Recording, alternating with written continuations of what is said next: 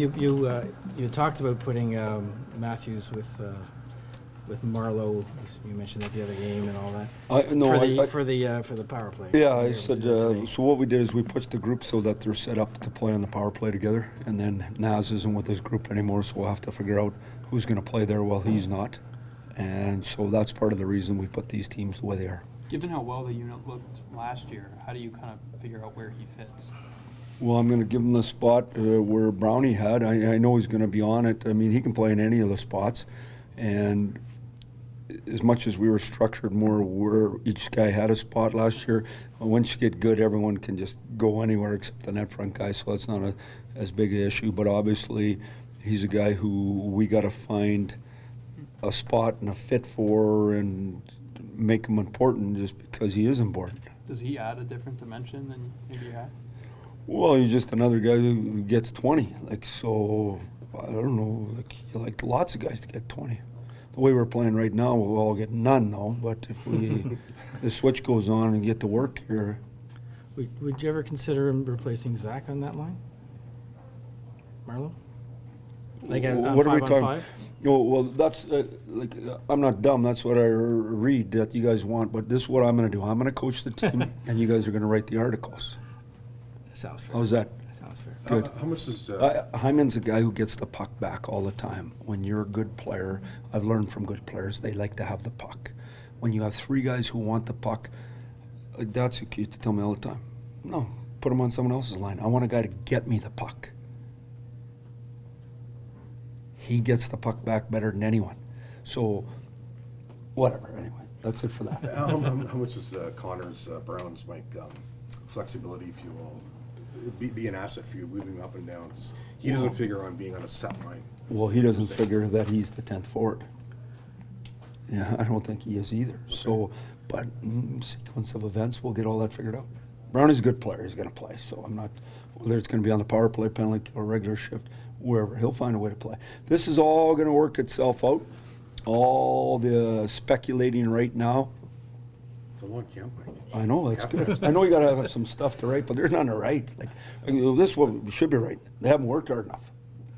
Like the new emphasis on calling, slashing, did you think that was necessary? Outstanding, very important. Like, it's interesting to me, we're doing that, but we've got all kind of caught up in the face-off thing. The slashing thing had to happen. Now we also got to figure out the face-off thing. So between our players, like the other night it drove me crazy. So our players weren't competitive in it. It's kind of like we just went, oh, this rule's no good. That's the rule. So let's figure out how to be competitive within the rule. Let's stop going to the box. Let's get all that figured out. Plus, I'm not interested in having all these delays so our fans boo and all that stuff. Let's just get it figured out between the linesmen and us. The great thing about it, the linesmen are coming to visit us before each game for the next 6 games. We'll be dialed in. But the slash is important. You can't be whacking guys in the hand. Put your stick down on the puck. Why was it important to you? Because we got good players. I don't want them getting whacked.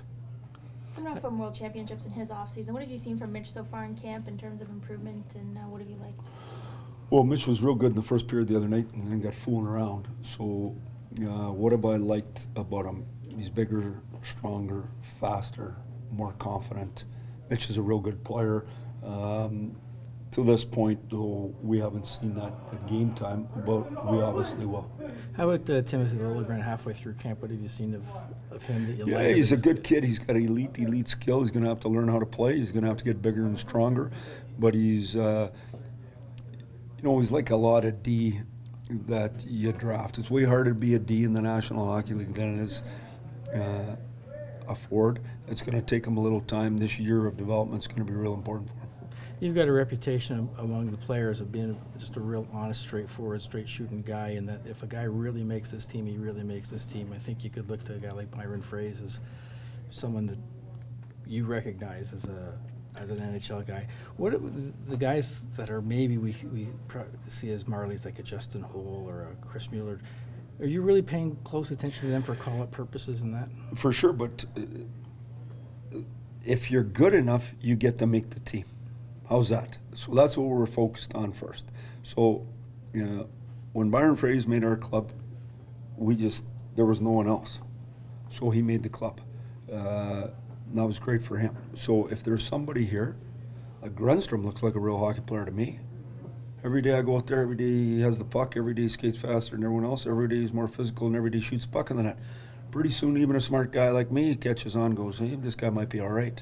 You know, that's all I do. I go out there and I just watch every day when I practice their game, and if you do good things, we catch on over time. A bunch of young defensemen fighting for spots. Do you see some front runners emerging after these 2 games? Not that I would ever tell you about, Or you see but it was a some- good question. Yeah. So the answer is yes, but no. Yeah, but no, how's that? No answer.